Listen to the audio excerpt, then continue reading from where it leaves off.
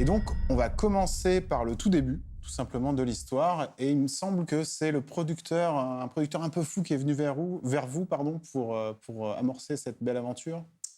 Belle aventure, en effet, Marc. Oui, alors, ouais, je crois me rappeler que c'était à Japan Expo 2000... une Japan Expo, la toute première et seule unique qu'on a faite, qu'il y a Didier Crest qui est venu pour nous dire qui faisait Paulina de Bastien Vives, qui est un des auteurs de la bande dessinée Last Man, qui adaptait sa bande dessinée en film, live, et qu'il a lu les premiers tomes de Last Man, il trouvait ça rigolo, et il s'est dit, oh bah, on va faire un dessin animé en série. Facile. Normal. Et on a dit, bah ouais, pourquoi pas, tu sais, mais un petit peu comme quand t'as un fan qui t'envoie un truc sur Internet en disant, j'ai écrit un scénario, est-ce que tu peux le dessiner, s'il te plaît? Normalement, tu réponds pas. Bah, c'était un peu le même état d'esprit, tu fais, oui, bah, c'est bien. Et puis, ça a marché. En fait, voilà. Et surtout que vous travaillez tous les deux dans l'animation à la base, donc vous saviez que c'est impossible. Que ce genre de projet était totalement atypique et moi, je le savais non pas encore conventionnel. à ce moment-là. Vu que j'étais pas encore dans la boucle, mais je l'ai su pas longtemps après. Et donc, justement, la rencontre avec Jérémy. Bah, il était là, il était blond, il était dans des habits moulants. J'avais le soleil dans mon dos. T'avais l'air d'un être humain encore à cette époque-là, parce que t'avais pas été éreinté par toute cette production. Non, c'est très simplement...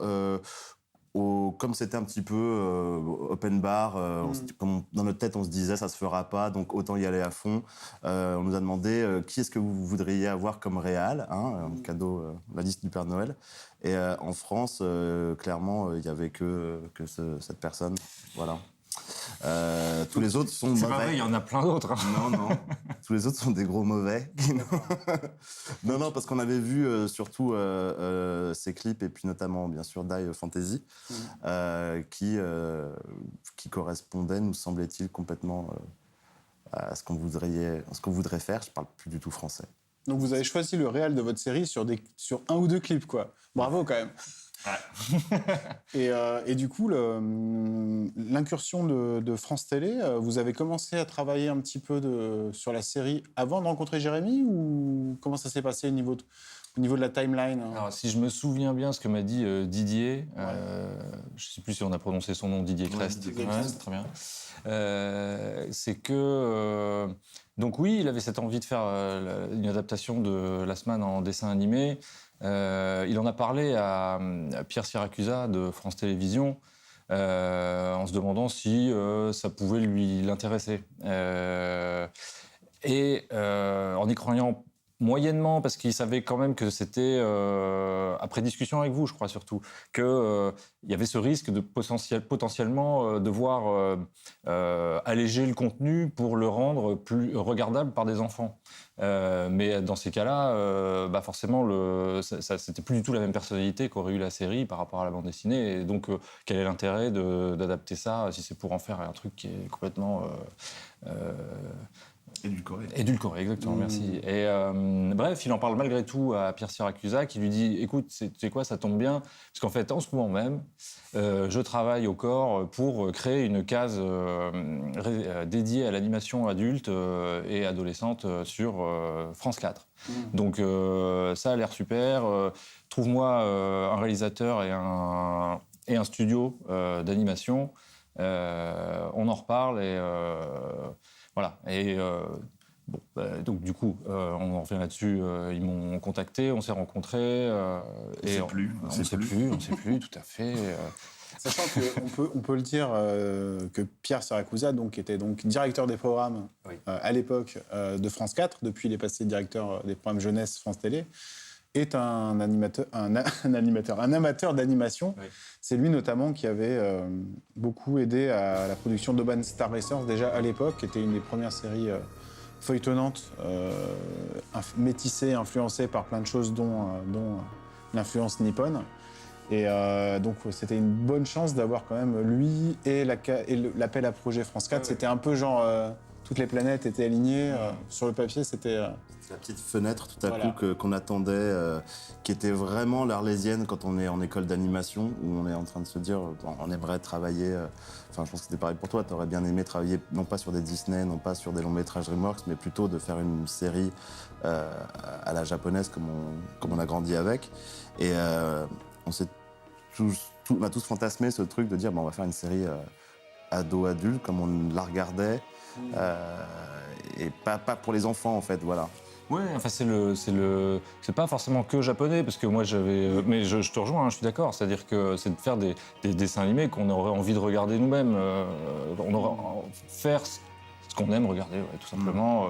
Moi j'avais eu, c'est vrai, des projets aussi plutôt de comédie adulte. On en avait parlé.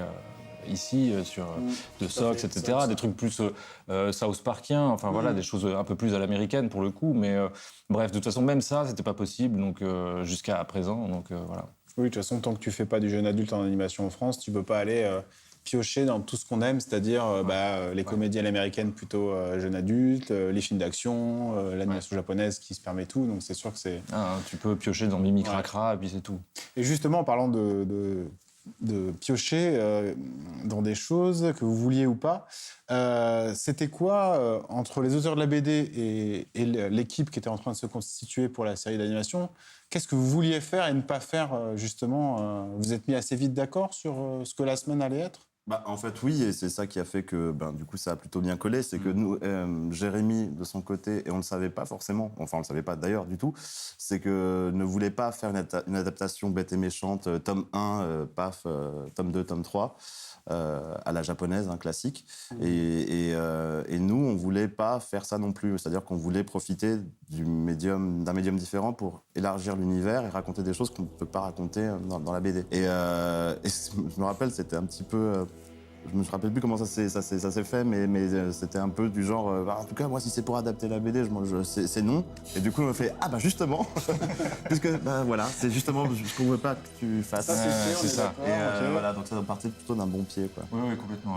J'avais préparé tout un discours compliqué pour dire genre, alors les gars, c'est sympa votre truc. on va faire autre chose. D'accord, ok. Bon. Adapter, c'est trahir, etc. Voilà, les trucs, l'autoroute des clichés, mais qui sont vrais, quand même. Tu as travaillé sur ça longtemps et tu as tout foutu à la poubelle, genre j'ai pas eu besoin. Voilà, exactement. Ça s'est tout de suite interrompu parce que est arrivée l'idée de faire une autre histoire et je fais ok. Ouais, pourquoi pas. Ça peut être bien de faire autre chose. Et donc, on parlait de scénario, un petit peu de développement, de qu'est-ce que va être la série par rapport à la semaine, la BD. Et là arrive Laurent Sarfati, qui n'est pas là ce soir malheureusement, qui a proposé d'être là par webcam, mais c'était pas trop HD. Ouais, on a préféré mettre des épisodes de la semaine à la place. Voilà, Laurent plutôt que cette tête quand même là. Voilà, on aurait pu faire une découpe et tout, mais voilà. Donc Laurent arrive. Pouvez-vous nous expliquer qui est Laurent Sarfati ? Est-ce qu'il a fait des choses sur la série ? Est-ce qu'il a apporté des idées ? Est-ce qu'il y a assez de mots dans le dictionnaire pour pouvoir arriver au bout de la description de Laurent Sarfati ? Je ne pense pas. Je n'ai pas de réponse à cette question. Laurent Sarfati, c'est avant tout ton camarade de ouais, toujours. c'est ça, mais c'est parce que en fait, moi j'ai beaucoup écrit avec lui. On est un duo de scénaristes. On a écrit pour de la série classique d'animation enfant ensemble, mais aussi, effectivement, tous les clips que j'ai réalisés, on avait pendu le principe ensemble d'abord. On a eu plein de projets de séries ensemble qui n'ont pas vu le jour nécessairement, mais bref, on a beaucoup bossé ensemble et j'aime travailler avec lui. Et du coup, voilà, je l'ai amené simplement en tant que directeur d'écriture sur le projet. T'as exigé qu'il vienne quand même, non ? Oh, c'était pas très difficile. Enfin, de son côté, de le convaincre, c'était pas dur du tout. Ouais. Je lui ai dit, ouais, c'est de la grosse bagarre, d'accord. Du côté Everybody on Deck et du côté de vous, je pense que ça s'est plutôt bien passé. Enfin, je veux dire, à part qu'il était insultant directement, je crois. Ouais, en fait, pour anecdote véritable, le premier repas bière qu'on a fait ensemble pour se présenter avec Laurent, voilà. Je crois qu'au bout d'un quart d'heure, 20 minutes, il y avait Bastien à côté de moi. Et je me suis penché vers Bastien et à l'oreille, je me rappelle très clairement lui avoir dit, s'il continue à parler comme ça, je vais lui mettre mon poing dans la gueule. Tout au début de relation. Et voilà. Mais j'ai eu le même. Enfin, on va pas faire toutes les missions sur qui est Laurent Sarfati, mais on pourrait remplir. Donc voilà, en fait, c'est à ce moment-là qu'on s'est tous rencontrés et se sont un petit peu échangés des idées de pistes sur qu'est-ce qu'on va raconter, quoi, dans vraiment les grandes lignes, l'arche dramatique de cette saison.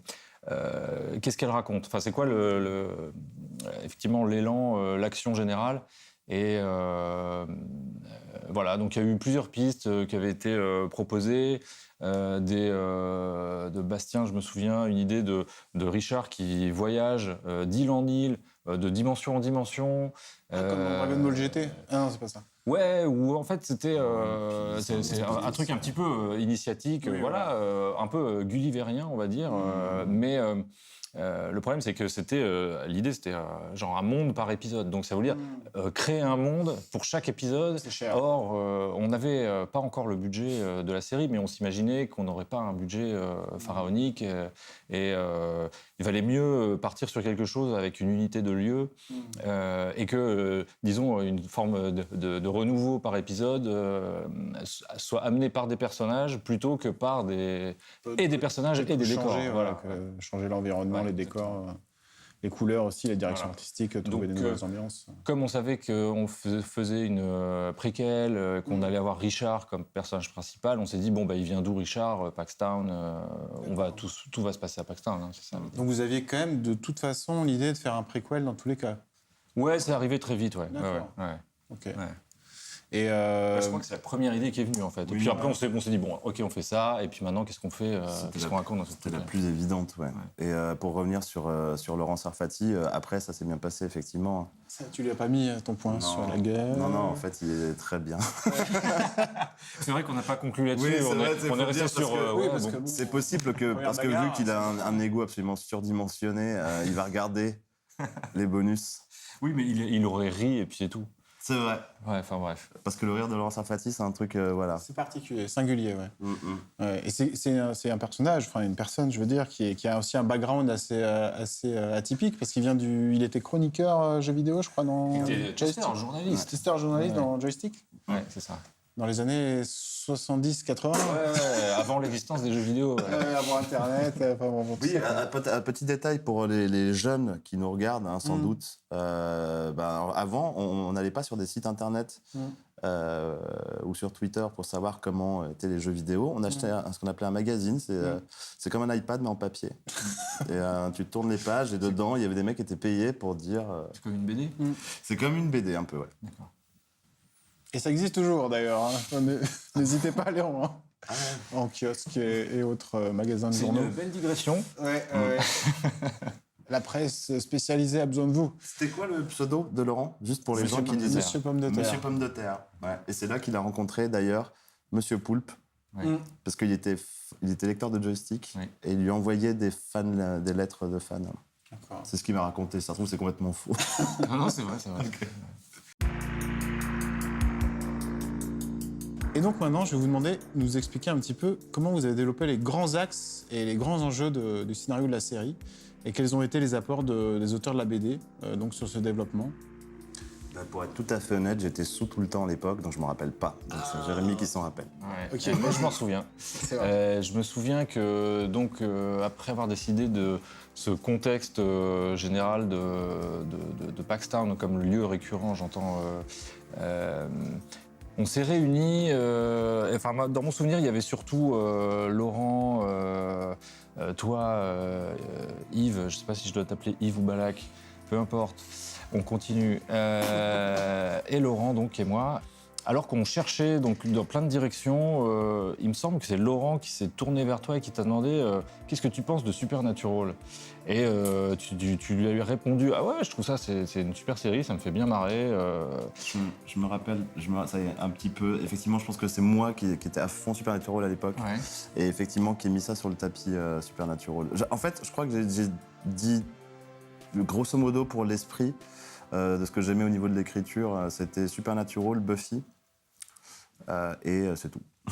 Et un peu de The Wire pour faire. Ouais, bien sûr, mais en fait, exactement, mais c'est ce qui a, du coup, ce déclic-là, parce que moi, je connaissais pas cette série à ce moment-là, mais bon, d'ailleurs, ni Buffy, en fait, je les ai regardés en cours d'écriture.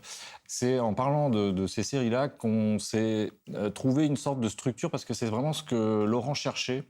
C'était une sorte de répétition. Un rythme, exactement, Ouais. une dynamique dans la série, un leitmotiv. Qui soit récurrent et exactement. attractif, Et le principe du monstre par épisode, en quelque sorte, du combat, ça pouvait être un premier dynamisme pour écrire. Et du coup, on s'est dit, ouais, très bien. Est-ce qu'on fait un monstre à chaque épisode? Est-ce qu'on y arrive? On a quand même un genre on a un personnage qui est boxeur ou qui peut le devenir, parce qu'on s'est aussi dit, voilà, on peut raconter l'ascension de Richard comme boxeur à travers toute la saison, parce que nous aussi, on était aussi comme vous, amateurs d'anti-héros, de personnages qui n'ont pas hyper envie d'être sur le premier plan, mais les événements font qu'ils y sont un peu forcés. Hein? Personne n'a parlé de forfait, tête de gland. Bon les chéris, c'est pour aujourd'hui ou pour demain ce match? Il est où votre champion de mes deux? Comment on force Richard à devenir champion de FFFC et en même temps de combattre les démons. Sachant qu'en fait on profitait d'une petite case dans la bande dessinée. À l'époque il n'y en avait pas beaucoup plus d'indices là-dessus qui parlaient de Roitelet dans un grimoire de la Vallée des Rois. Je ne sais pas si vous aviez ça en tête à ce moment-là, mais dans mon souvenir, pas vraiment. Et en fait, on a pris juste ce détail et on l'a étiré pour en faire presque une saison complète, quoi. Voilà. Donc un bel élargissement de l'univers, comme tu disais tout à l'heure, de la semaine. Donc c'était... L'écriture d'une bande dessinée et l'écriture d'une série est très différente. Ce que n'a pas manqué de nous faire remarquer Laurent Sarfati en nous traitant de gros branleurs. C'est sympa votre truc, la BD, mais maintenant on va écrire un vrai scénario. Je crois que c'est à peu près le moment là où j'ai eu envie de lui péter la gueule. Mais en même temps, c'est vrai que pour que ça fonctionne, une série, il y a une mécanique, il y a quelque chose qui marche, qui a été éprouvé, et ça a été assez difficile de la trouver. Ça a été vraiment le gros travail de Laurent, enfin, le truc de Laurent de mettre l'accent là-dessus. Silas Mann et aussi à cette efficacité. C'est vraiment dû à cette exigence de Sarfatouille. Oui, le rythme d'écriture, la structure en 3 actes, les pivots, enfin tout le truc très classique, mais je crois que pour de l'audiovisuel, c'est quand même un peu mieux de suivre ce genre de choses parce que le temps est absolu. Enfin, bon, on peut... Einstein ne serait pas d'accord. Mais en tout cas, plus qu'une bande dessinée où le lecteur est un petit peu, un peu plus. Ouais. Donc la base du scénario doit être quand même plus verrouillée, mieux cadré, le rythme doit être quand même plus blindé en gros pour un projet audiovisuel qu'une BD, effectivement, où tu peux faire plus d'ellipses, j'imagine, puis tu as le côté graphique peut-être qui... Ce qui n'empêche pas que la bande dessinée Last Man est redoutable d'efficacité. Tout à fait, tout à fait. Oui, enfin ça se travaille pas de la même manière. C'est ça. Je me fatigue plus vite que lui. Je vais tomber KO rien qu'en essayant de l'esquiver. Il me faut une ouverture, un angle. Juste un coup au bon endroit. Et donc la série et la BD sont auto-nourries, donc ça a amplifié l'univers. C'est bien que ça soit arrivé très tôt. La série, quand même, où on était au 3e tome. Et comme ça, on a pu vraiment développer plus en profondeur la mythologie. Là où on laissait quelques portes ouvertes au début, où on se disait, on verra. À la Lost, tu sais, un truc qu'il ne faut pas faire, jamais. Enfin, il faut trouver le bon équilibre entre les clés de mystère qu'on a et savoir les résoudre comme il faut. Et au bout d'un moment, serrer le canevas et dire, c'est ça. On va par là. Et la série télé a permis de faire ça. Voilà. Et donc, on peut dire que vos premières... donc, tu parlais de Supernatural, Buffy au début, c'était plus des références de scénario, de rythme. Et après, vous avez fait venir les monstres et c'est là où le genre peut-être a commencé à apparaître. Enfin, Oui, parce les qu'en influences fait, plus. l'autre référence de Laurent, mais qui avait aucun sens, disons, au niveau du ton, c'était Dr House. C'est le côté, Oui. justement, toujours pareil. Lui, il adore quand c'est tout le temps la même chose. Donc, c'est bien rodé, c'est bien une huilé. espèce de rythmique, quoi. Ça Donc peut voilà. marcher 1000 fois. Maintenant, après, effectivement, Buffy et Supernatural, il y avait cet aspect fantastique. Oui, qui s'intéressait quand même voilà, qui déjà, était ouais. plus proche de ce qu'on pouvait faire. Parce qu'en fait, on cherchait à retrouver l'esprit de la bande dessinée, mais et en même temps quelque chose d'un peu nouveau. Et comme on n'avait pas les décors, disons que l'aspect fantastique de la bande dessinée, dans les volumes qu'on avait à l'époque où on écrivait, c'était un mélange d'heroic fantasy et de monde contemporain. C'est ce mélange-là qui crée cet univers, enfin ce genre fantastique.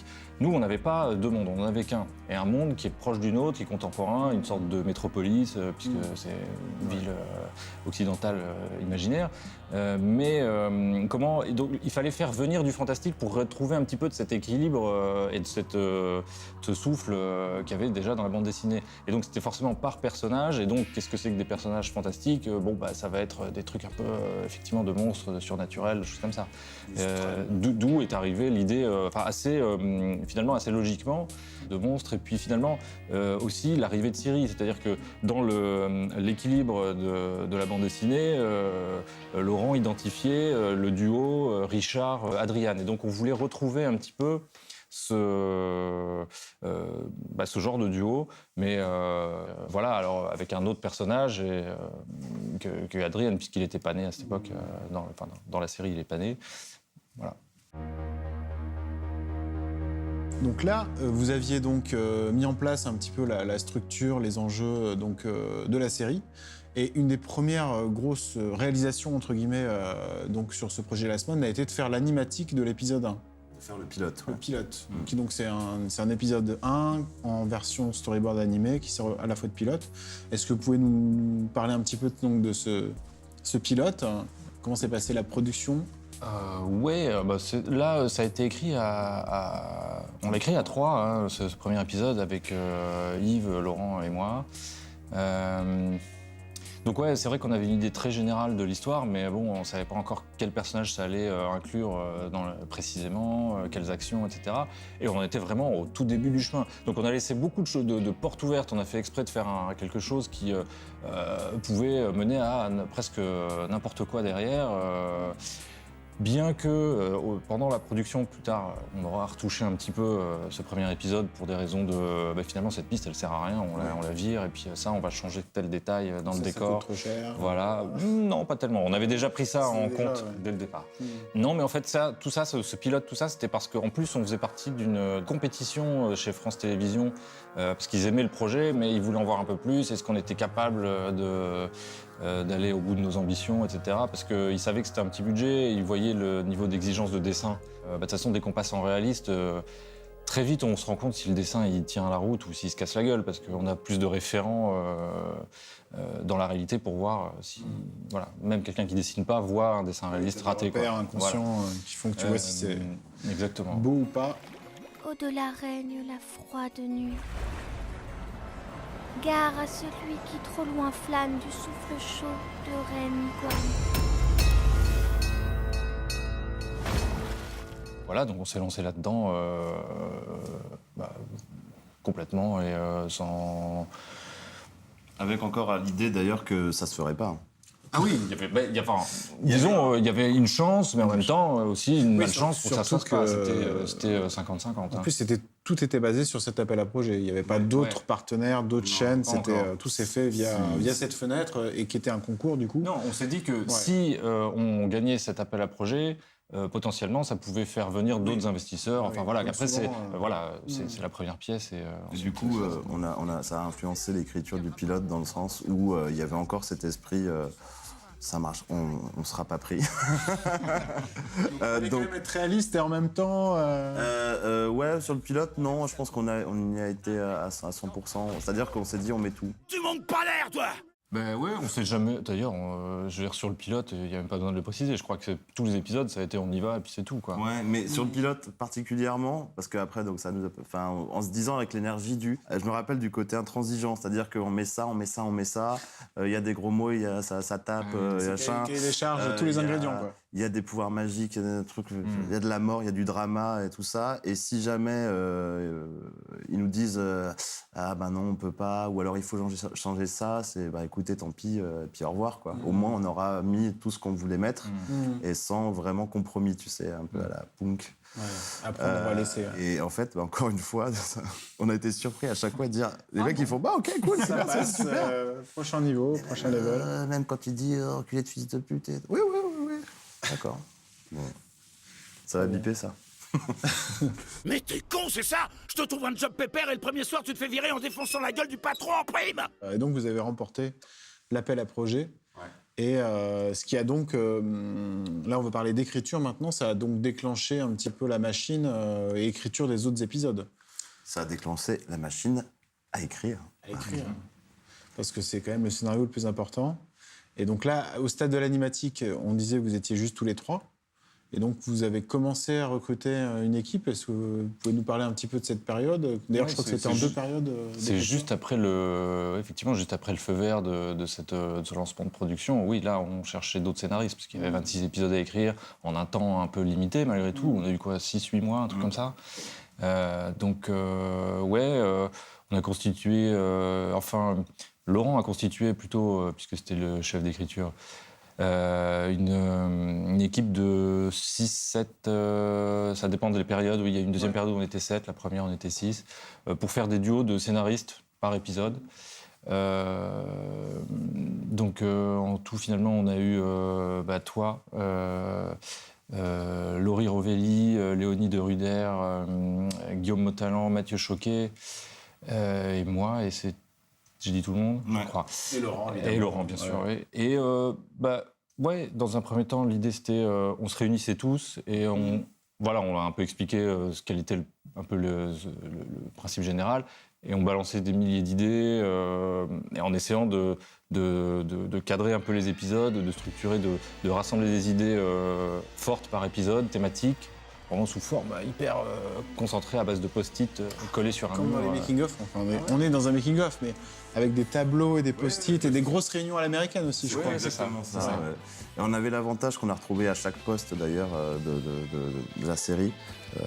C'était que les personnes qui ont travaillé sur le scénario, comme toutes celles qui ont suivi, connaissaient très bien la BD et l'univers aussi. C'était des lecteurs et qui appréciaient le matériau de base. Donc ça, c'était cool. Ils avaient déjà leur propre vision de Richard. C'était voilà. Pas expliquer non plus énormément de choses. Oui, mais l'avantage justement de t'avoir en dehors de ton talent, c'est que tu pouvais justement nous aiguiller sur les erreurs d'intention qu'on pouvait mettre dans Richard ou dans les quelques personnages en commun entre la série et le... Oui, t'étais forcément un garde-fou. Oui, c'est ça. Mais je me souviens très bien de l'épisode 2 qu'on a peut-être en fait écrit avant qu'on soit tous réunis, tous les scénaristes. Ça faisait partie, le scénar de l'épisode 2 faisait partie du dossier pour France Télé. Bon, bref.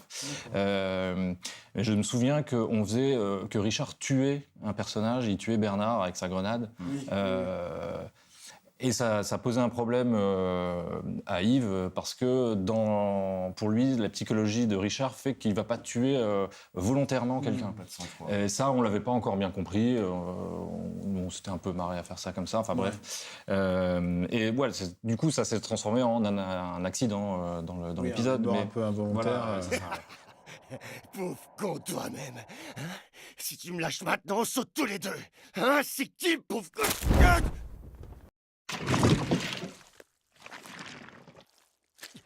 Attendez. Non,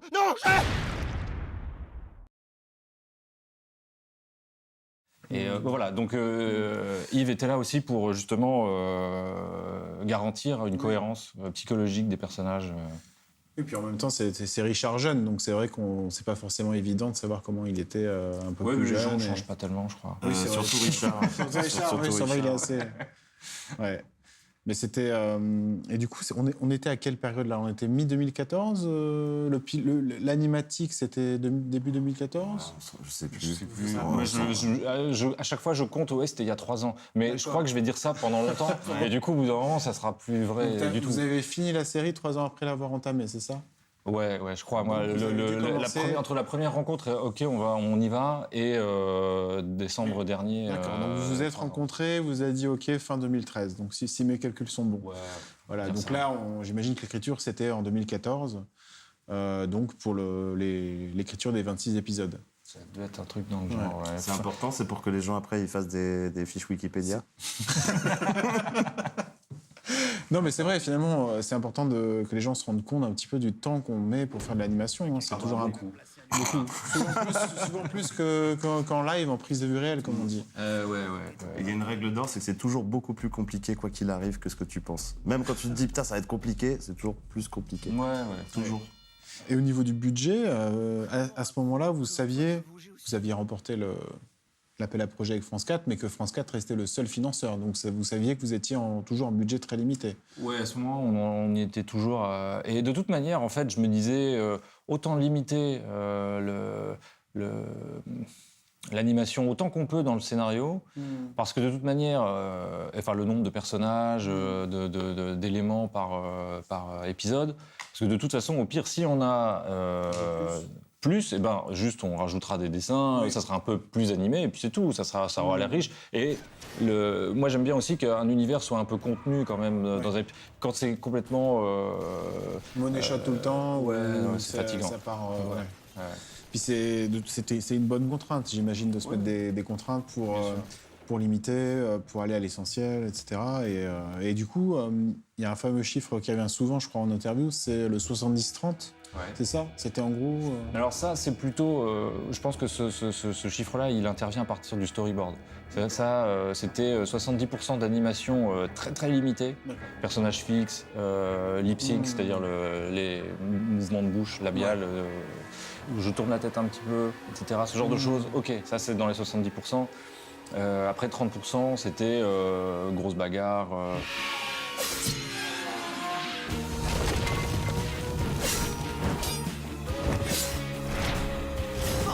Ça, évidemment, pour arriver à compter ce genre de plan, cher, pas cher, c'était plutôt à l'étape du storyboard. Mais quand même, à l'étape du scénario, toi, t'étais garde-fou pour pas mal de choses, dont les personnages, et toi, j'imagine, pour... je visualise que ça va coûter cher, on va peut-être changer le scénario pour qu'on sache direct que ça va être moins cher. C'est l'avantage d'être réalisateur et de se dire, de flipper en avance en fait. Et de se dire, oh non, ça va être tellement de travail. Vous voulez pas juste virer ce personnage? J'ai pas envie de le dessiner. Voilà, c'est un peu ça l'idée. Mais en tout cas, effectivement, par exemple, c'est des exemples que je donne souvent, les personnages, les soldats de l'Ordre du Lion, ils sont tous cagoulés, ils ont tous une sorte d'uniforme. Ça permet de faire un seul design pour une foultitude de mêmes personnages. Voilà, exactement. Ce genre de choses. Sinon, c'est vrai que c'est des petites choses, mais notamment dans l'épisode 11, celui du combat sur la plateforme en haut d'un immeuble en construction, au départ, dans le scénario, l'idée, c'était que la plateforme soit pivotante et qu'elle se renverse, qu'elle penche et que les personnages perdent l'équilibre. Et je me suis dit, non, mais ça va être horrible. Et on va être tout le temps... ça va être difficile. Ou alors, pas difficile, mais ça va du coup être vraiment cheap d'avoir tout le temps des personnages donc, en train d'essayer de retrouver leur équilibre.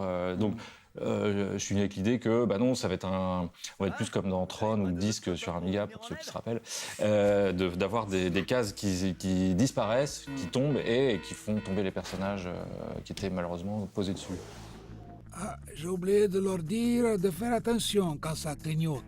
Ce qu'il faut rappeler aussi, c'est que ça a l'air évident, évidemment, que toi, à ce moment-là, tu donnes ce genre de recommandations, mais ce qui l'est moins, c'est d'avoir le réalisateur à l'étape du scénario parmi les co-scénaristes, finalement. Ça se fait jamais. Juste dans l'animation, non, ça se fait pas. Série télé en France, c'est plutôt...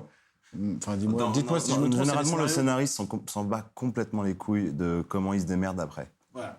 Et ils écrivent sans discuter forcément avec le... Ça peut même le réal, presque... voilà. Ouais, pardon de vous interrompre, mais ça peut presque être une phrase pour toutes les étapes d'un dessin animé. Hein. C'est souvent que on verra plus tard. Et en fait, généralement, ce qu'on dit, c'est on verra au compo. Parce que c'est la toute dernière étape. Et c'est genre, voilà, exactement.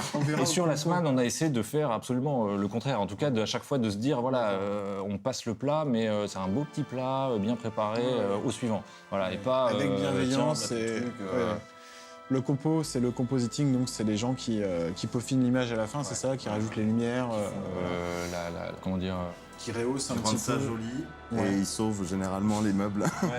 c'est l'intégration des personnages dans l'ambiance des décors. Ouais, tu Voilà. prends tous les éléments, tu les mets ensemble et limite tu rajoutes peut-être des effets pour rajouter. Là, voilà, tu vois, tous ces effets de lumière. Ouais, de Voilà. dégradés, etc. Le décor qui est un peu flou derrière, c'est fait au compositing pour donner un peu de profondeur à l'image, etc. Enfin, voilà. Donc c'est une étape hyper importante, mais il faut pas tout oui, tout miser là-dessus, quoi. Non, bien sûr que non. Oui, c'est pas non plus des magiciens, même si les nôtres étaient particulièrement puissants. Oui, l'équipe de compo. Le compositing ne résout pas les problèmes de scénario, ça. Non. J'ai envie de vous poser une double question sur les choix que vous avez dû faire dans la série. C'est notamment le format, qui est assez atypique, des 13 minutes super intenses et riches, et aussi les personnages que vous avez dû créer, donc les nouveaux characters, pour cette série qui n'existe pas dans la BD. Characters. J'essaie de pratiquer mon anglais. On fait en américain maintenant. Yes. Sur le format, je te laisse répondre. Le format, alors c'est un format atypique peut-être pour des histoires de séries adultes, sérieuses, de genre, etc. Mais c'est un format classique d'animation enfant pour le coup. Là simplement c'est une histoire de budget, c'est-à-dire qu'on savait à peu près, là à ce moment-là on savait à peu près quelle somme on pouvait espérer et donc quel minutage général on pouvait avoir et s'est posé la question de faire soit 26 épisodes de 13 minutes, soit 13 épisodes de 26 minutes. Est-ce que j'ai dit deux fois la même chose Non, dans le sens c'est tout à fait ça. Et en fait, après, c'est bon, ça revenait au même, mais pour des histoires de diffuseurs, je pense que ça permettait d'avoir des plus petits modules, permettait de pouvoir faire potentiellement des diffusions plus étalées. Plus d'unitaire et donc tu fais durer plus longtemps. Sauf si tu le diffuses. Il y avait une plus grande souplesse de diffusion en tout cas. Ouais. Sauf si au final tu finis par tout diffuser en un mois. Ouais. Mais bon, à l'époque, vous ne saviez pas.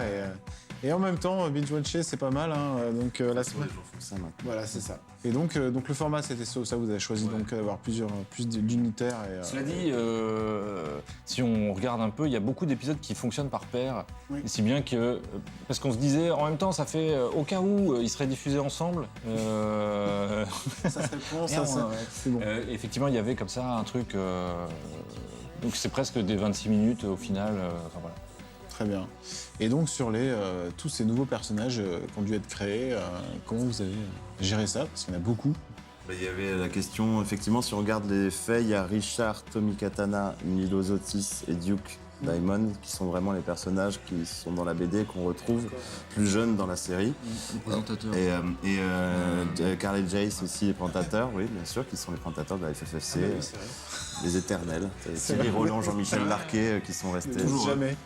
Et après, c'est comme il y a énormément de nouveaux personnages importants, c'est vrai que, et notamment Siri, qui est le personnage limite principal avec Richard, enfin, pas limite même carrément, de la série animée, s'est posé très vite la question du qui est Siri par rapport à Richard, par rapport à la BD, et ça a été une grosse discussion, plusieurs discussions, c'est revenu pendant des semaines et des semaines, on disait mais alors est-ce qu'on le fait ou est-ce qu'on le fait pas, est-ce que voilà. Alors spoilers, si vous n'avez pas lu la bande dessinée Last Man, déjà c'est, excusez-moi mais qu'est-ce que vous allez vous faire chier un peu peut-être, je sais pas, parce qu'il y a 3 types qui parlent de ça. Ouais. Donc si vous n'avez pas lu la BD Last Man, bouchez-vous les oreilles. Donc oui, Christo Canyon, le personnage dans la bande dessinée, est un personnage mystérieux qui a un masque, avec qui on avait des diverses possibilités par rapport à son identité, quelques-unes qu'on s'autorisait de faire ou pas. Et arrivée la création de ce personnage dans la série animée, et là, on s'est dit, il y a un truc à jouer. Laurent était très enthousiaste à l'idée. Ouais, bien sûr. Et du coup, pour bien essayer de raccorder, préparer vraiment ce que ça impliquait par rapport à Richard et tout ça. Il a fallu réfléchir un petit peu. Et puis après, quand on s'est dit Banco, on y va. Banco, on vend la caravane. Siri, c'est Christo. Et on espère que les gens, à la fin de la série animée, aient un petit mindfuck. Et on espère que, vice-versa, quand les gens lisent la BD, ils aient aussi un petit mindfuck. Et le mindfuck s'est passé. Donc ça, c'était assez cool.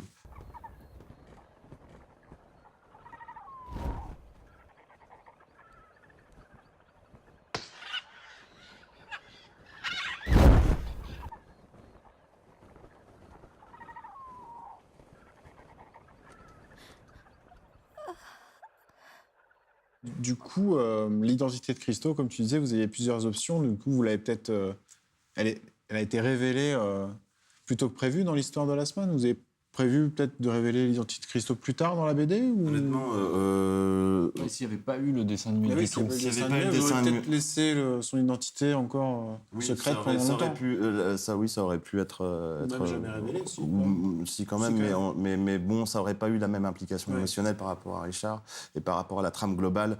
Jusqu'à la fin, même, ça a impacté, ça a transformé même complètement, enfin, une partie de la fin de la bande dessinée. Donc, comme beaucoup de choses d'ailleurs dans la série, notamment le personnage de Howard, voilà, il y a eu tout ce travail de raccordage de wagons et de... C'est pas vraiment... Il y a eu du raccordage de wagons, mais d'inspiration nouvelle qui arrive par rapport au plan qu'on avait sur la bande dessinée, qui a un petit peu tout rechamboulé, remis en perspective. Et je pense que c'était bénéfique pour les deux formats. Voilà.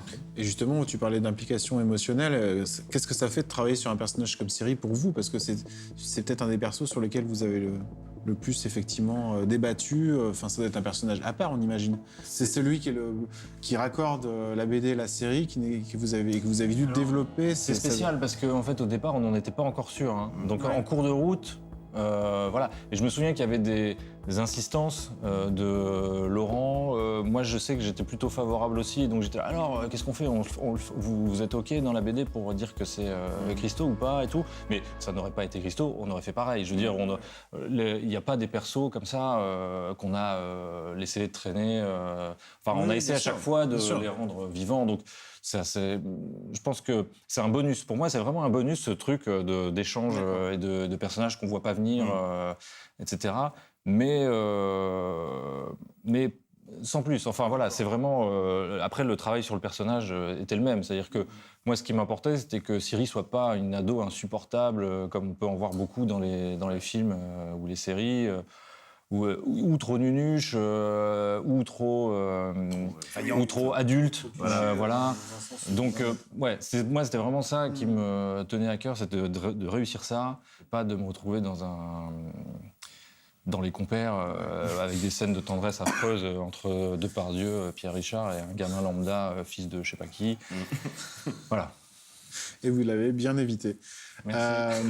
Grâce notamment aux scénaristes, à Laurie et Léonie, qui étaient particulièrement attentives à tout ce qui était écriture des personnages féminins.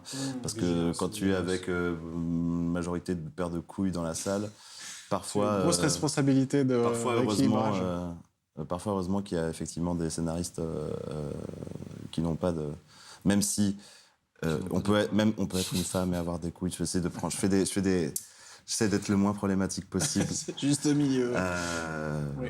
Et donc, du coup, qu'il y ait des filles qui savent ce que c'est qu'être ado et qui, du coup, peuvent apporter autre chose que nous, l'image qu'on a de ce que c'est qu'être une fille ado. Et puis même, en plus, je veux dire, moi, j'ai zappé l'adolescence. Enfin, j'ai passé en accéléré. D'accord.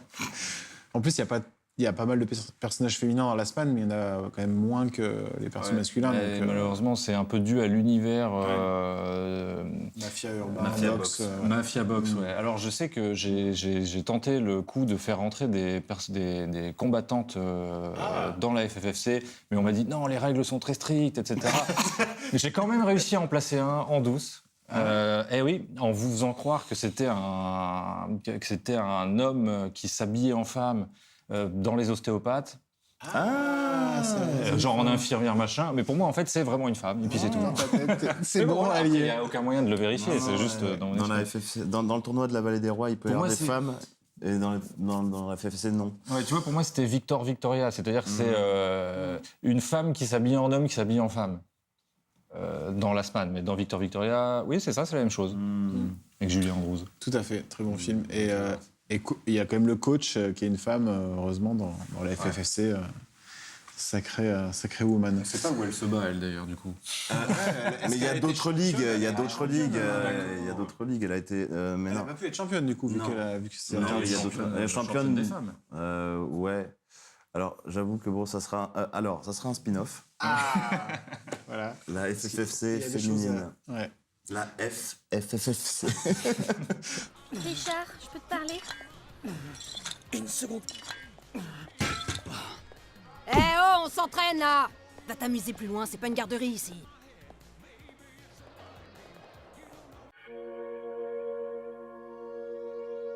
J'étais pareil que toi. Je veux juste t'aider.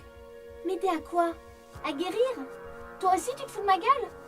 Un peu trop léger, naïf, un peu exagéré dans le côté enfantin. Ouais, alors que là c'est justement c'est une démonstration plus de ces questionnements de devenir adulte quoi. Ok. Elle essaye de savoir qui elle est. Et juste un truc, je peux écouter la fin? Mais d'où ça sort, ces pouvoirs? Ça te rend malade, toi aussi? Tu dessines quoi, là?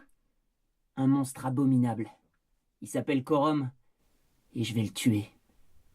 Voilà, il y a un truc d'intensité. J'ai l'impression que... Peut-être plus léger, tu veux Et, dire, ouais, exactement. Il était très sûr de toi. Et je vais le tuer. Tu vois, D'accord, ok. c'est Ouais. le côté un peu mystérieux, sulfureux. J'ai l'impression qu'il faut le gommer pour l'instant en tout cas. D'accord. On vient de voir quelques images du doublage. Qu'est-ce que vous pouvez apporter donc sur votre expérience sur ces voix? On peut déjà dire que Vincent Ropion et Marcel Milou sont deux beaux hommes. Oui, très beau, Voilà. effectivement. Non, alors c'était hyper intensif.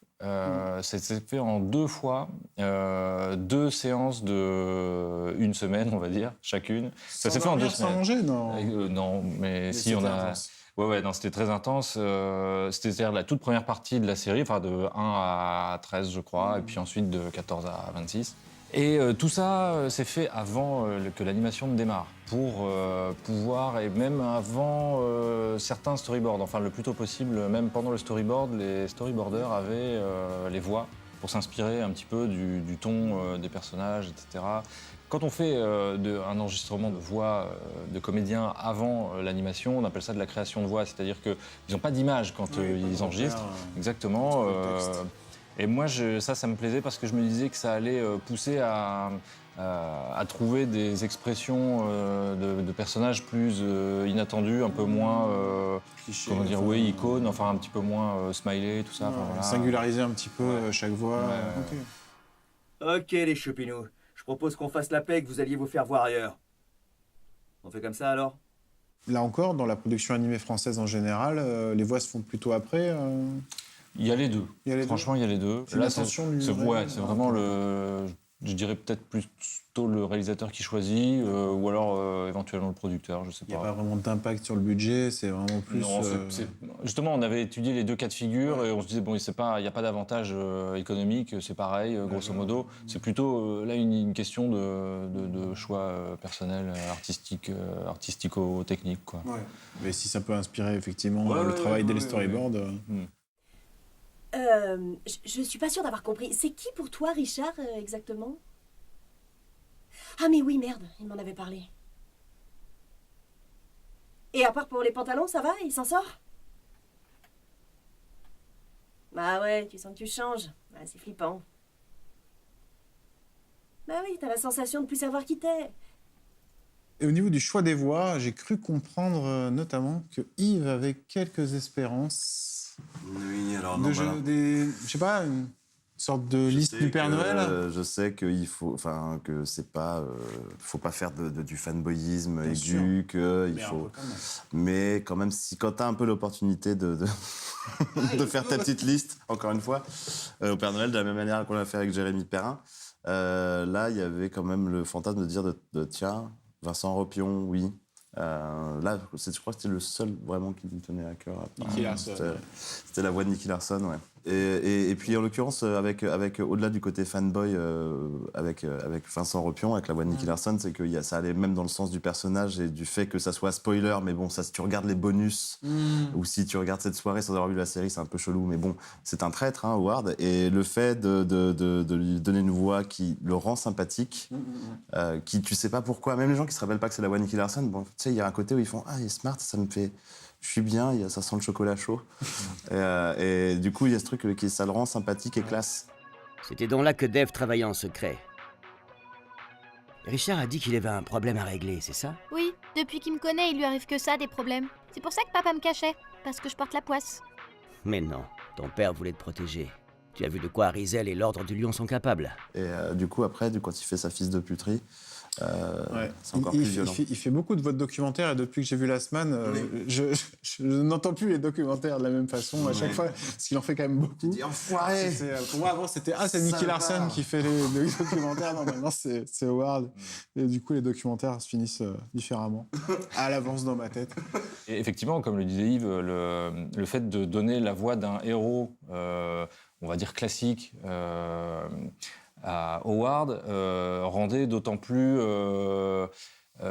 sinon impossible sa traîtrise, mais d'autant plus décevante et ou qu'on n'en ait pas envie, quoi. C'est-à-dire que même si on sent que ça arrive, on est là, mais non, pas lui. Enfin voilà, c'est en tout cas ce que j'espérais. S'il y a aussi le doubleur de Rizel, c'est-à-dire William Corey. Vous me connaissez? Moi aussi, j'ai entendu parler de vous, Monsieur Mackenzie. Vous pensiez vous en sortir comme ça? Nous sommes toujours là, vous savez. Plus forts, plus nombreux chaque jour. Le souffle chaud de Reine Iguane embrasse toute chose ici-bas. C'est une voix aussi que j'aime beaucoup, qui en plus, qui a un historique pour moi personnel, qui est, en tant que spectateur, qui était aussi dans énormément de manga vidéo, exactement, que ce soit Hirotsuki Doji, Cyber City, ce genre de choses. Marqué voilà.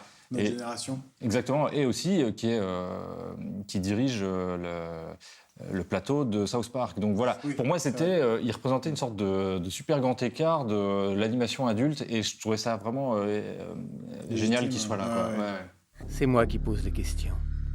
Quel est ton nom? Siri. Non, ce n'est pas à toi que je m'adresse. Il est devenu trop puissant. Nous allons avoir besoin d'alliés. Et maintenant, on va revenir un petit peu sur la production et cette période un peu particulière où vous avez commencé à recruter et où la prod a vraiment démarré. Je parle de la prod animée. Je crois que c'était vers l'épisode 18-19. Où du coup, comment ça s'est passé? T'as un petit peu lâché le scénario pour... Oui, c'est ça. Enfin, j'étais... jusqu'à présent, je suivais... Puisque comme j'étais en duo avec Laurent, comme scénariste sur nos épisodes, et que régulièrement, en tant que directeur d'écriture, il faisait un lissage des dialogues pour que tous les personnages, c'est le boulot d'un directeur d'écriture, de polir un petit peu tous les épisodes pour qu'on ait l'impression que c'est la seule et même personne qui ait tout écrit et que les personnages parlent tous le même... voilà. Et du coup, je l'aidais un peu là-dessus, vu qu'on se voyait tout le temps. Et là-dessus, j'ai pas pu continuer et je devais me lancer sur la production disons, des images. Alors après, bien sûr, je continuais de lire les scénarios parce qu'on se les envoyait tous tout le temps. Voilà, on avait des mails groupés de chaque épisode, tout le monde faisait des commentaires, c'était assez collégial et bordélique. Et bordélique, effectivement. Tout le monde avait le droit de donner son avis. On pouvait donner son avis. Après, c'était pas forcément toujours suivi. Il y avait quand même un couperet final, mais les suggestions étaient toujours bienvenues. Et voilà, donc je continue un petit peu de lire tout, mais j'étais un petit peu plus distant à ce moment-là, tout en me disant, de toute façon, c'est moi qui aurai le dernier mot, puisque arriveront les storyboards à plus tard, et arriveront etc. Et donc le recrutement donc de la partie du staff prod anime, est-ce qu'il a été difficile? Parce que là, c'est justement du scénario à la grosse, intense période de production. Est-ce qu'il y a eu des soucis? Ça a été difficile de trouver des animateurs? Parce qu'on parle d'une prod quand même assez inhabituelle, avec un niveau de qualité, un budget restreint, mais un niveau de qualité et des intentions assez claires, quoi. C'était difficile. À ce moment-là, le niveau de qualité, on n'en a pas une grande idée, puisqu'on n'a pas vraiment d'image finie. Mais il y on a a des fait designs, quelques quand tests même. d'animation. Ouais, Et ben justement, là, on entre dans le design, que j'avais un peu entamé pendant la phase d'écriture, effectivement, en me disant... parce qu'en fait, le truc, c'est que, je l'ai un peu suggéré tout à l'heure, mais sachant que j'allais réaliser derrière, et que au fur et à mesure, on se faisait valider des scénarios, etc. Et je voyais genre, oh, ça fait tellement de personnages, encore des nouveaux personnages, encore des machins et tout. Et je me dis, il y en a beaucoup trop de machins. Ok, faisons-en, je vais en faire un peu maintenant. Comme ça sera toujours ça de moins à faire plus tard. Donc oui, en cours d'écriture sont tombés Howard, Eric Rose, Mendoza, quelques personnages comme ça. Et aussi, ça me permettait effectivement de gagner du temps, mais aussi de déjà réfléchir à l'esthétique un petit peu plus précisément de la série. Et je savais que plus tard, j'aurais sans doute pas le temps de faire des designs de personnages. Donc c'était maintenant ou jamais si je voulais en faire. Ouais. Mais oui, à ce moment-là, on a cherché des designers personnages, des designers décors. Et c'est vrai que, en fait, pour tous les postes, on a fait quelque chose que j'aime pas tellement, mais on y était un peu obligé, c'est faire passer des tests. C'est-à-dire qu'il y avait une sorte de presque concours où enfin, c'est un appel à projet comme France 4 l'a fait pour nous, alors que j'aimais pas ça non plus à l'époque. Ça se fait beaucoup les tests dans l'animation. Je sais bien, ouais, mais je trouve que, bon, enfin bref, c'est un autre débat, mais toujours est-il que, parce que c'est pas payé, on vous demande à des gens de bosser en plus, machin, bon, c'est pas, bref. Sauf que, comme c'était une série qui n'avait pas vraiment de précédent dans l'intention esthétique en France, des dessinateurs très bons ou animateurs très bons en cartoon, j'en connais plein, mais en réaliste, comme je l'espérais sur Last Man, j'avais pas d'idée. Néanmoins, je me disais, il y a bien dans tous ces dessinateurs-là des gens qui, le soir ou je sais pas quand, s'amusent à faire des dessins qui ne sont pas dans un style... Mimi Cracra, bon bref. Et en effet, il y en avait, mais pour le savoir, il fallait bien faire passer des tests. Effectivement, c'est la pratique aussi qui fait que tu peux te sentir à l'aise. Et j'imagine qu'il y a des animateurs qui ont dû, comment dire, se décontracter au fil de la prod. Complètement. Moi maintenant, je sais qui a fait quel plan. Je reconnais les styles des gens et tout. Là, c'est Florent, par exemple. Florent Lecor. Mais ouais, effectivement, c'est comme Astérix, quoi. Le premier volume, il est dessiné bizarrement, et le dernier, il est dans un style plus connu, celui qu'on connaît. Sauf que le rythme de parution, on va dire, de deux épisodes de Last Man et 2 Astérix, c'était ouais, tout à fait mais en le même, l'occurrence, c'est quand même le même effet. C'est-à-dire que moi, je vois la différence de niveau de dessin entre les derniers épisodes et les tout premiers. Comme les tomes de Last Man, les premiers tomes sont absolument dégueulasses. Et après, c'est vachement mieux. Non, c'est pas vrai. C'est le style qui change un peu, mais c'est pas le... c'était une plaisanterie. Mais ils ont pris, en tout cas, un level... parce que c'est une prod intensive, en fait. Tu prends 10 ans d'expérience en 2-3 ans, quoi. Parce chambre du temps, là, dans Dragon Ball. C'est ça, exactement. Et après, tu sors, t'enlèves les trucs, les poids. Écoute, j'ai déjà couru après un psychopathe qui a essayé de me décapiter. Je me suis endetté jusqu'au cou avec la mafia. Je me suis fait tirer dessus par des cinglés masqués. Alors tu comprendras que j'en ai ma dose. Si t'as envie de cambrioler un musée pour chorer une coupe à la con, je vais pas t'en empêcher. Mais moi, je vais me coucher. Et donc, vous avez commencé à écrire, vous avez fait les voix, le staff de l'anime et la musique. À quel moment la musique, les premières notes, les premières intentions, les contacts avec les gens qui allaient faire tout ça? Je sais plus parce que tu l'as fait un peu à la japonaise, tu sais, à la Miyazaki, tu sais, ah non, Soka. Eto. Oh là là. On rêve de faire ça. Bref, c'est no life, vas-y. Je sais plus tellement, mais c'était assez tôt malgré tout. Tu connaissais Fred et Philippe? Oui, bien sûr, c'était des copains de longue date. D'accord. Philippe, j'avais bossé avec lui déjà sur quelques courts dessins animés, chez Suzy il y a très longtemps. C'était ma première collaboration avec lui. Puis ensuite, Merci Satan, Spuf également. Et voilà, Fred, Avril, non, j'avais jamais bossé avec lui, mais assez souvent il me disait ouais, il faudrait qu'on fasse un truc ensemble, etc. Mais c'était un peu dans l'air. Une collaboration latente. Ouais. Donc en fait, je me suis dit je vais les réunir, ça pourrait marcher. Et moi je trouve que ça a marché. En tout cas, je suis très content de ce qu'ils ont fait. Je crois qu'ils ont commencé On devait avoir commencé les storyboards. La première fois qu'ils ont travaillé, c'était sur l'épisode 1, forcément, l'animatique qu'on avait depuis longtemps. Et donc, ils avaient déjà entamé des thèmes un petit peu au hasard. On avait discuté avec eux, je leur avais donné des intentions. Je leur disais, bon voilà, il faut que ce soit super sérieux, épique. Si c'est mauvais goût, on s'en fout, on y va à fond. Voilà, pas peur du ridicule. Voilà. Et donc, ils étaient OK, d'accord, très bien.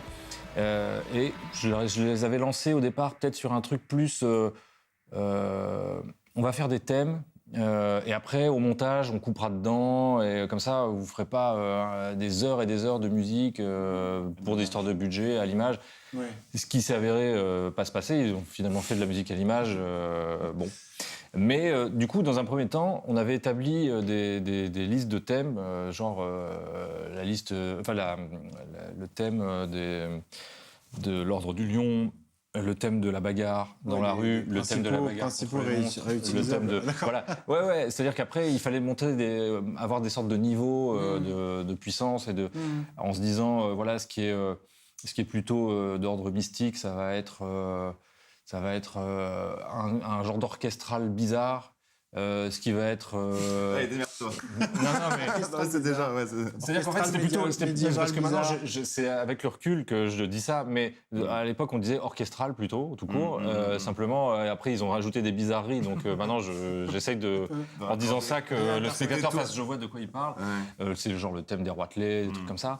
Et qu'on soit plus dans quelque chose de pop quand c'est de la baston contre des mafieux, contre des... Oui, bien sûr, après, il y avait les chansons de Toby qui étaient tout un autre problème à résoudre, parce que dans le scénario, c'est écrit « Elle fait une super chanson et tout le monde pleure tellement c'est génial. » Et débrouille-toi maintenant.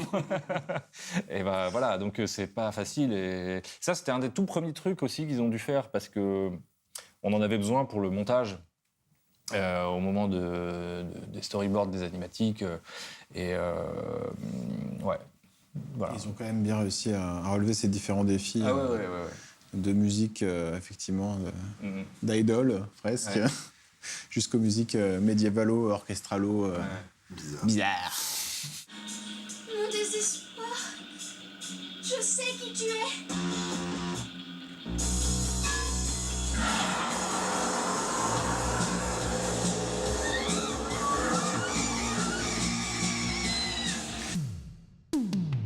Donc là, a priori, c'est super. Vous avez des super mecs à l'anime, au storyboard, des super musiciens, et des problèmes surviennent. Et là, c'est le drame. Tout à fait. Et ça se passe pas comme on aurait tous voulu. Du coup, je pense qu'il va falloir qu'on tue l'un de vous. Ouais, hein. Ouais, alors depuis le départ, on essayait toujours d'avoir 2 diffuseurs, ce qui est le cas pour les séries télé d'animation en France. Hein. Souvent, on cherche 2 diffuseurs qui se partagent l'ordre de diffusion, mais qui donc participent au budget de la série. Nous, on n'en avait qu'un, donc on avait que la moitié d'un budget de série classique d'animation pour enfants. Et donc, ouais, c'est cet espoir d'avoir un autre diffuseur. On pouvait ne pas en avoir un si jamais il n'y avait aucune erreur qui se produisait sur la production. Et or, c'est, je pense, humainement impossible que ça n'arrive pas. Et donc, c'est arrivé. Un de nos studios prestataires a eu un retard monstrueux sur la fabrication des épisodes. Et on a dû, tout en dépensant bien sûr l'argent qui était dû, voilà. Donc on a dû refaire ces épisodes-là, malheureusement. Donc il y a des épisodes qu'on a fait, dont on a dépensé le double d'argent pour les faire, pour les finir et les faire pour ceux qui n'avaient pas été faits. Ça, on le tenait aussi si jamais, parce qu'on a un diffuseur qui a été très intéressé à un moment donné. Ça a été un peu compliqué. Un autre diffuseur. Et puis finalement, de cette proposition qui nous avait été faite, ce diffuseur s'est retiré de l'affaire. Et donc, ce premier problème de retard de planning pour l'animation n'a pas pu être épongé. Et on ne faisait plus que dépenser. En fait, on n'avait plus rien à ce moment-là. On n'avait plus du tout d'argent. Ou en tout cas, on pouvait tenir encore 1 mois ou 2 le temps de faire un Kickstarter, par exemple. Donc là, juste pour situer dans la timeline, vous aviez fait... la moitié des épisodes, c'est ça? C'est à peu près ça, ouais. Voilà. Et il vous restait le budget pour travailler encore 1 mois ou 2.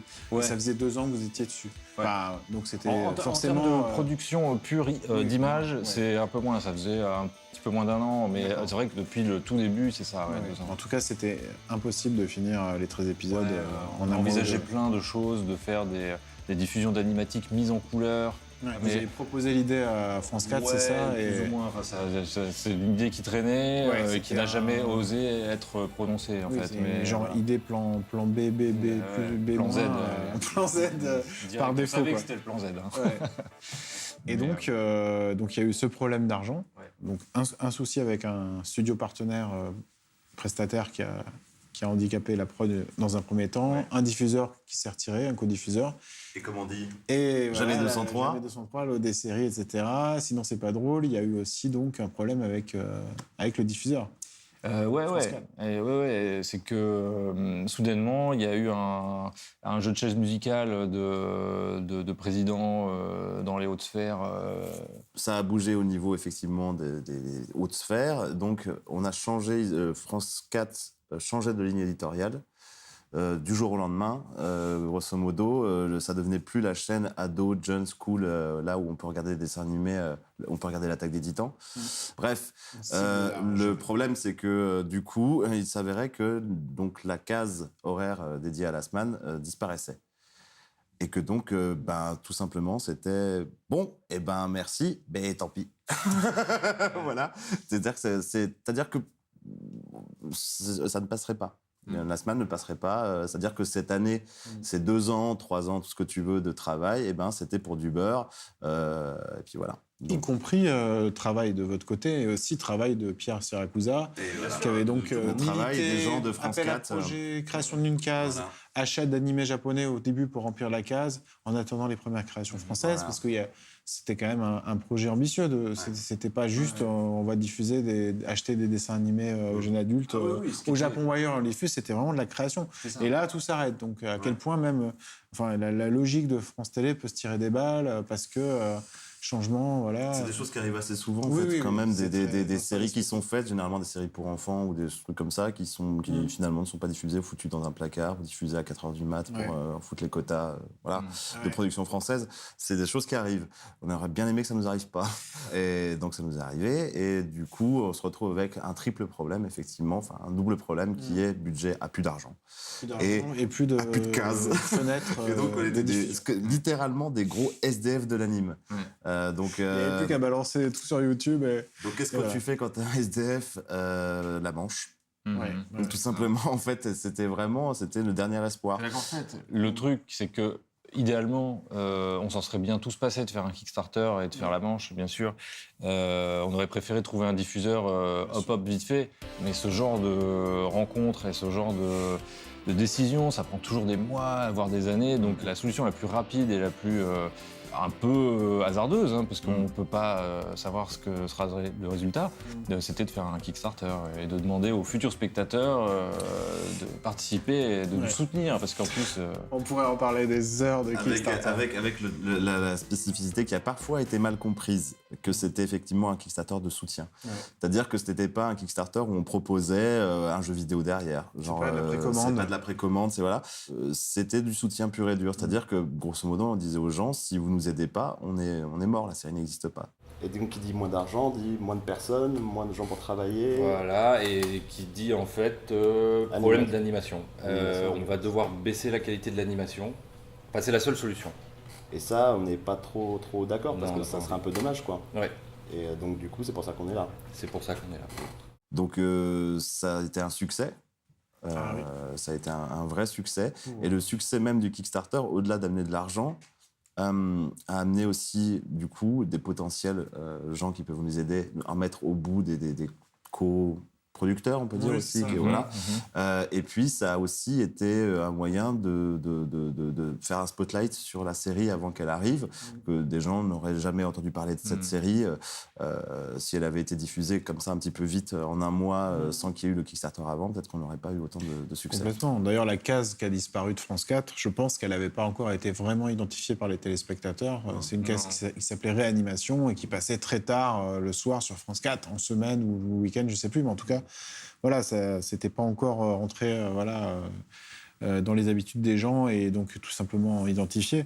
Donc oui, au niveau com, Kickstarter a été... mais comme tu disais, c'est vu que j'ai un peu aidé à Barfeu, donc je peux vous resituer au niveau de la timeline. Donc les problèmes d'argent, les problèmes de cash, c'était donc début 2016. Et nous, on a commencé à réfléchir au Kickstarter en avril-mai 2016, et on a lancé le Kickstarter en plein été en plus, parce que aucun de nous, et moi y compris, n'avions jamais travaillé sur un crowdfunding, et c'est un vrai boulot. Et donc on l'a lancé en juillet, et ça s'est fini en août. Donc au niveau relais médias, c'était mort, c'est la pire période. Voilà, la pire période, donc tu peux compter que sur toi-même, et donc sur toutes les personnes qui ont pris de leur temps, et dont toi, Yves, beaucoup, pour aller chercher chaque backer un par un. Et effectivement, c'est pour moi une des plus belles réussites du Kickstarter, au-delà qu'on a récolté une somme qui était entre les deux, qu'on a largement dépassé le palier minimum, mais pas atteint le palier idéal pour sauver les 13 épisodes, mais il y a eu plus de 200 000 euros de récoltés, pour un produit, sur une campagne crowdfunding où on ne donne pas le produit à la fin. C'est-à-dire, c'est comme tu disais, c'est vous croyez dans notre projet, donnez de l'argent. En contrepartie, vous aurez des rewards, qui sont sans doute arrivés au moment où vous regardez ce bonus. Des figurines, des posters, artbooks et compagnie, mais vous n'aurez pas les épisodes de la série. C'est-à-dire que vous donnez de l'argent pour une série, mais vous n'aurez pas la série. Et on ne peut pas vous garantir que vous pourrez la voir si vous habitez, je ne sais pas, dans tel pays, aux États-Unis, à cet instant. Donc pour moi, c'est ça la pureté du crowdfunding, c'est vraiment du soutien, tout simplement. Et pas genre les crowdfunding qui explosent les scores, c'est évidemment, ils prévendent un jeu vidéo ou une montre comme celle-là, évidemment, s'ils ont 100 000 personnes qui payent $100, bah évidemment, ça monte à très haut. Donc voilà, c'était effectivement une bonne opération de communication aussi, ça a créé une fanbase, hein. C'est aussi des gens qu'on peut recontacter facilement pour leur dire ne ratez pas la diffusion de la semaine sur telle chaîne à telle heure, ce que ils n'auraient peut-être pas eu comme info sinon, puisque les moyens de communication alloués à ce genre de programme ne sont pas toujours non plus extraordinaires, quoi.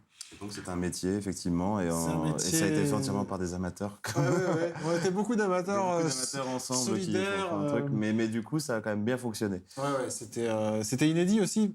La gestion des rewards, moins. Ouais, c'est parce qu'on devait retourner bosser. Ouais. Mais j'explique un peu aux gens. Oui, on a tous un boulot à côté, et puis surtout, on dit on va faire un hardbook, mais un hardbook, c'est un des livres les plus compliqués à faire, puisque c'est pas genre un livre écrit par une personne ou dessiné par un dessinateur avec un scénariste. C'est un livre qui doit parler d'une production, de tous ses aspects, d'aller chercher des témoignages d'un peu tout le monde, d'arriver à être représentatif de tous les postes, de tous les... Donc c'est un méta-livre, quoi. Pour, en tout cas, si on veut le faire et qu'il soit un petit peu diversifié dans ce qui représente de la prod. Donc voilà. Mais donc Kickstarter, c'était pas forcément l'idée la plus simple, puisque ça a pris du temps aussi au studio Je suis bien content, qu'on n'a pas encore cité, je crois, ou très peu. Donc ça t'a pris du temps, ça te prend encore du temps, faire des dessins et tout. Mais bon, en même temps, je pense que ça a permis aussi à la série d'être connue, d'être identifiée à l'étranger. Parce qu'on a eu quand même, je crois, plusieurs centaines de backers qui étaient à l'étranger. Donc eux, clairement, ils avaient peu de chances de voir la série un jour. Même la diffusion qui vient d'avoir lieu aux États-Unis de la semaine vient de ce que la promotion du Kickstarter a donné, en fait. Il y a des gens qui étaient en attente, qui connaissaient... Ils ont découvert le projet via cette campagne. Et ça aide le diffuseur américain aussi, qui peut compter sur une fanbase qui a déjà vu ou compris que cette série existait et voir et pousse derrière pour la relayer. Donc je pense que c'est beaucoup d'efforts, mais pour des projets dont c'est pas garanti qu'il y ait beaucoup de communication à la fin, pour des projets ambitieux comme ça, c'est vrai que finalement le crowdfunding, il ne faut pas que ça soit un outil non plus marketing comme pur. Il faut arriver à trouver un juste milieu. Disons en ce qui nous concerne, ça a été un peu totalement innocent, quoi. C'était totalement innocent, surtout que ça tombe bien. Très concrètement, combien ça coûte une équipe d'animateurs par épisode? 25 000 euros. 25 000 euros. Donc c'est là du coup qu'on a besoin de vous, les cocos. Un épisode égale 25 000 euros. Il y a 12 épisodes à sauver. Donc, le plus vous nous aidez, ça fait le plus d'épisodes qu'on peut sauver. Et puis voilà, quoi. Et donc là, on est donc après le Kickstarter, donc j'imagine un certain boost de motivation, même si le niveau d'argent récolté n'est pas exactement ce qui était espéré dans l'idéal. C'était quoi un petit peu le... Ouais, d'autant que généralement, enfin en tout cas, nous c'est comme ça que c'est passé. À la fin du Kickstarter, il y a les deux derniers jours, il y a eu un bond gigantesque d'un flot d'argent qui voilà, et on était là ouh, et vraiment oui, ça nous a fait énormément plaisir et on s'est dit il y a sûrement moyen de sauver le reste de la série. Va falloir encore un peu bidouiller. Il y a des trucs mais on va trouver. En tout cas, voilà, la motivation était vraiment revenue. Elle nous avait jamais vraiment quittés, mais enfin, il y avait quand même une chape de plomb un petit peu pendant un moment là qui était très très difficile, avec une possibilité que beaucoup d'animateurs nous quittent malheureusement parce que il faut bien travailler et on travaille pas gratuitement. En plus, c'était la rentrée, c'est ça. C'est ça, ouais. En plus, c'est arrivé exactement juillet-août, donc il y avait plus beaucoup de monde, mais pour des raisons de vacances, là, c'était normal. Mais du coup, ça faisait vraiment un peu, c'est le désert et on n'est pas sûr de finir. Et enfin voilà. Mais ouais, gros boost et on s'est surdémené pour trouver des idées les plus invisibles possibles pour qu'il y ait quand même que ce soit homogène avec le reste de la série en termes de qualité, mais pour que on aille encore un peu plus vite. On a engagé quelques personnes de plus, des animateurs en plus pour aller plus vite aussi parce que la case avait disparu, mais on a eu une autre bonne nouvelle qui était celle une bonne nouvelle étonnante, qui peut paraître mitigée, mais qui en fait en était une de bonne nouvelle, c'est que oui, ça allait être diffusé, mais à cette date-là, et en 4 semaines, et ça va être super... En 4 soirées, ouais. En 4 soirées sur 4 semaines, ça va être très bourrin, mais c'est ça ou rien, et voilà, on a réussi à placer ça juste avant Noël, donc... on a à peu près les moyens financiers, on peut trouver des moyens, mais il fallait super vite en plus. Donc voilà, c'était vraiment le rush final. Et là, vous aviez donc une deadline indéboulonnable qui était donc 15 décembre pour la fin de la diffusion, pas le début, parce que la ligne de France 4 officiellement changeait en janvier. Elle changeait en janvier, mais comme il y a la période de Noël qui commence plus tôt, voilà. La période de Noël, t'as pas de nouveaux programmes normalement trop, c'est plus des programmes des reruns spéciaux. Oui, dans les périodes de Noël, j'imagine les enfants sont susceptibles de regarder la télé plus tard. Et il y avait ce genre de choses qui entraient en compte. Donc, et donc c'était impossible il fallait terminer donc pour la fin d'année. Et ce qu'il faut dire aussi, c'est que ces 4 soirées, c'est le fruit de la bataille aussi toujours de Pierre Siracusa et de Joseph Jacquet. C'est-à-dire qu'ils ont cherché une solution, la case disparaissait, ils ont dû faire du forcing, j'imagine, auprès de la direction plus au-dessus de France Télé, pour dire, écoutez, comme tu disais tout à l'heure, ça arrive que des séries restent dans les cartons. C'est-à-dire que c'était pas forcément un drame si France Télé vous finissiez la semaine et que ça soit jamais diffusé. C'est l'argent du service public, c'est des millions, mais bon, ils ont peut-être moins d'enjeux commerciaux de retomber sur leurs pattes, etc. J'imagine. Donc ça s'est déjà vu par le passé. Et je crois que juste avant la diff, donc vous avez réussi à finir. Je pense qu'il faut le dire, vous travaillez 7 jours sur 7 aussi. C'était pendant la diff que ça a été fini. C'est-à-dire que la dernière soirée, ils étaient encore en train de bosser sur les derniers épisodes. Tout à fait. Mais la dernière mauvaise nouvelle, on va dire, c'était... Jamais 304, comme dit le dicton. J-1 ou J0, c'est ça? Qu'est-ce qui s'est passé exactement? Oui, tu parles de l'interdiction au moins de 16 ans. Voilà, on va dire le... Pierre et Joseph s'étaient bien préparés pour aussi tout ce qui était un petit peu censure, etc.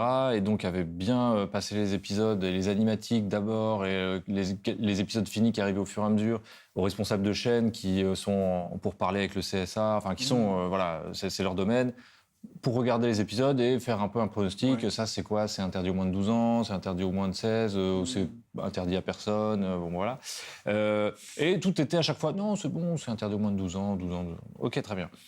Et en fait, le jour même de la première soirée, le matin même de la diff, c'est ah ouais, alors il y a déjà 2 épisodes interdits au moins de 16 ans, puis en fait, sur toute la série, il y en a 9 ou 10, je sais plus.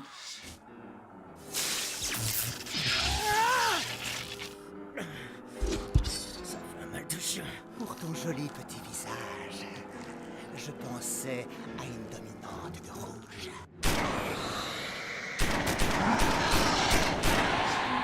Alors moi sur le coup je trouve que c'est super, je me dis il y a un côté un petit peu un peu badass à tout ça. Oui, j'ai 16 ans, oui. Ouais, sauf qu'en fait ça avait des conséquences de programmation sur non pas sur la chaîne en elle-même, mais tout ce qui était replay, tout ce qui était replay, en fait, tout simplement. Et du coup, C'est-à-dire le mode de consommation maintenant, quand même, majoritaire des gens. Hein, ouais, et surtout pour ce genre, à mon avis, de programme. Voilà. Tu veux voir plusieurs épisodes d'un coup et quand tu veux. Et là, donc, c'était quoi le souci? C'était que les épisodes interdits de moins de 16 ans, normalement, c'est pas diffusé. Tout simplement. Il n'y en a pas. Donc, alors, l'idée, c'est pas grave, on ne les met pas. Ouais, mais c'est un feuilleton, alors c'est un peu un problème. Ah ouais, je sais pas, alors, voyez-vous, très bien, ok. Non, encore une fois, forcing de Pierre et Joseph, et avec cette solution finalement encore un peu compliquée, mais c'est la seule qui pouvait se faire. Et c'était qui une était, exception. voilà, oui, il n'avait jamais mis en place ce truc avant. C'est que les épisodes étaient disponibles à partir de, je sais plus, 22h et jusqu'à 5h du matin. À 5h du matin, un truc comme ça. Les épisodes plus 16, on va dire. Mais bon, alors c'est vrai que c'est un peu compliqué à suivre, du coup. Voilà. C'était un peu. Surtout quand tu es sur Internet, je veux dire, tu es censé tout avoir sous la main. Même, et là, tu es sur une offre légale et ils te disent. Alors, reviens à 22h30 en fait. Ouais. Ah, désolé, il est 6h du matin, c'était jusqu'à 5h. Mais bon, c'était mieux que rien. Oui, et puis la semaine, ça a été compliqué à faire, il n'y a pas de raison que ce soit pas compliqué à regarder. Exactement.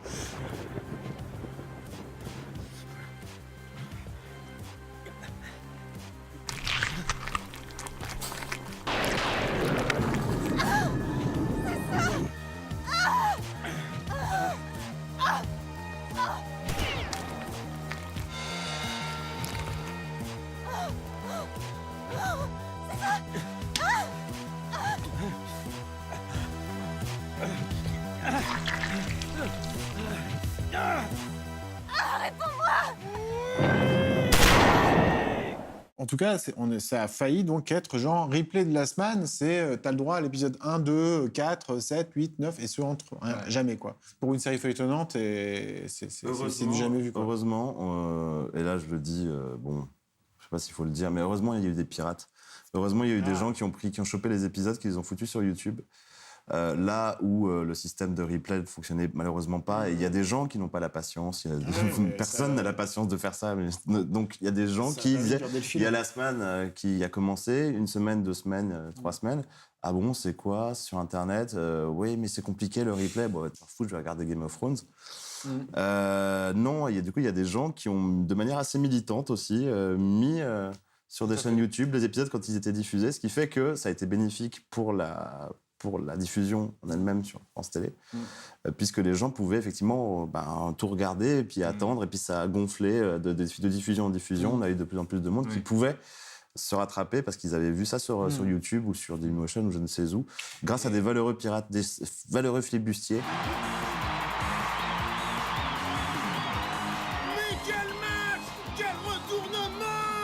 Et ce qu'il faut aussi souligner, et si je dis pas de bêtises, c'est qu'en parallèle, on pouvait aussi acheter en VOD les épisodes sur Plus VOD, et qu'il y a eu des bons chiffres de vente des épisodes, donc en dématérialisé, en VOD.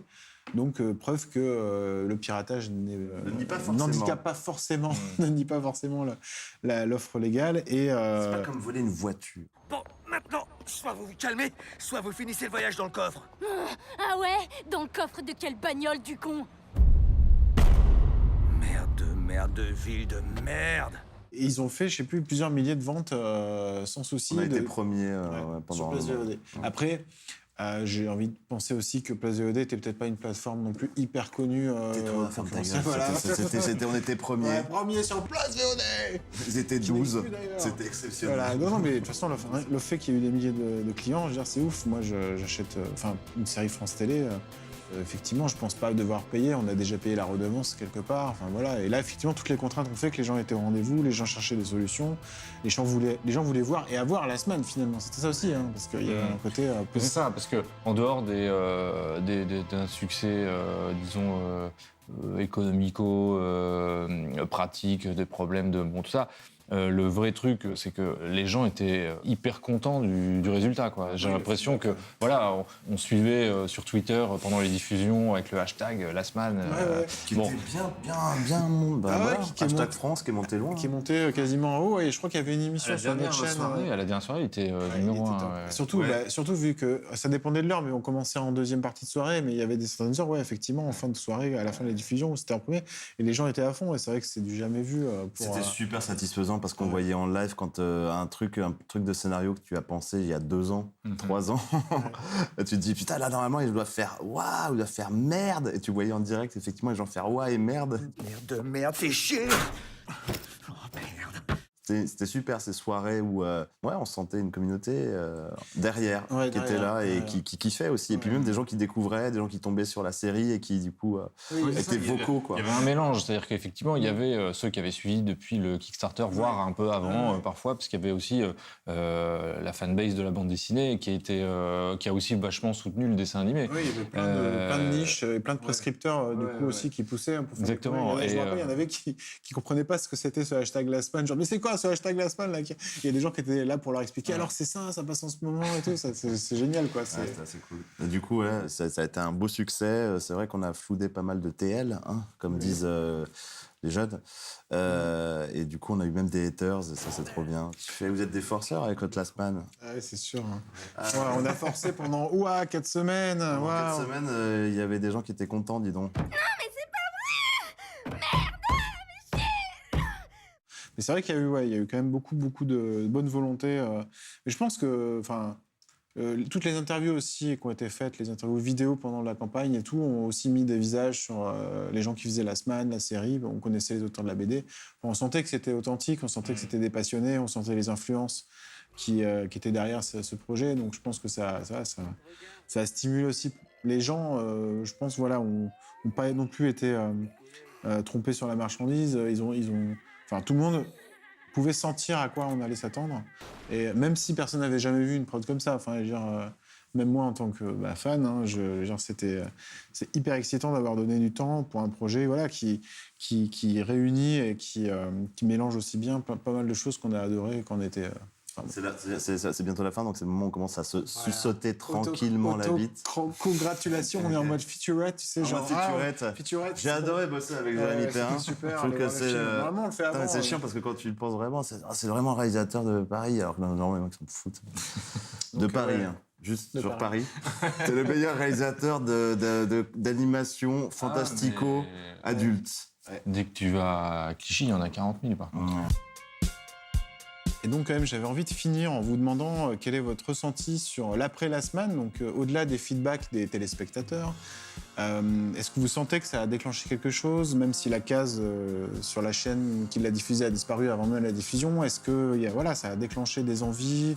Vous avez eu des feedbacks de professionnels par rapport à la diffusion américaine, etc. Est-ce que vous sentez que ça va être fédérateur de quelque chose? Clairement, moi, ça a déclenché le paiement de mes droits d'auteur pour la première fois. Non, oui. Non, c'est vrai que le public de la série animée qui ne connaissait pas la BD, qui s'en tamponnait le coquillard, qui ne savait même pas que ça existait, ça a ramené des gens qui ne connaissaient pas la bande dessinée et qui la découvrent avec plaisir, puisqu'il y a un petit peu ce qui s'est produit, c'est un peu ce qu'on appelle l'effet Berserk, qui est complètement involontaire. En fait, c'était pas vraiment... Tu regardes les 25 épisodes de la première série de Berserk, puisqu'il y en avait 25. Et tu arrives là à cette fin qui est c'est le carnage. Et puis après, il te fait démerdez-vous. Et du coup, les mecs se précipitent vers le manga pour lire la suite. Il s'est passé la même chose avec Last Man, parce qu'ils peuvent littéralement lire la suite 10 ans plus tard. Oui, en plus, vous avez réussi un truc qui est rare, c'est vous aviez prévu depuis longue date que le tome 9 devait sortir en même temps que la diffusion de la série télé. Donc ce genre de truc transmédia, cross-média qui en général tombe à l'eau parce que forcément il y en a un qui va être en retard et que non, tu sors pas une série d'animes à la télé et en même temps une BD chez un éditeur au même moment. Et bien là, si, vous avez réussi. J'avoue, on s'est bien démerdé. Bravo. C'était totalement voulu. Non, mais c'était voulu en théorie, en sachant que ça serait très dur à tenir pour plein d'impondérables et de choses, voilà. Et là, en fait, oui, ça s'est vraiment passé nickel et ça s'est vraiment bien reçu au niveau des lecteurs, au niveau des spectateurs qui pouvaient enchaîner et voir tous les liens se reconnecter. Donc ça, c'était chouette. Et ce que ça a apporté pour la suite, nous, c'est qu'on va finir notre BD, hein. Donc, parce qu'on a encore des tomes. Oui, c'était prévu aussi de la finir de base. Oui, non, ça sera 12 tomes. 12 tomes, là, il y en a 10 qui sont sortis. Et donc, on doit finir.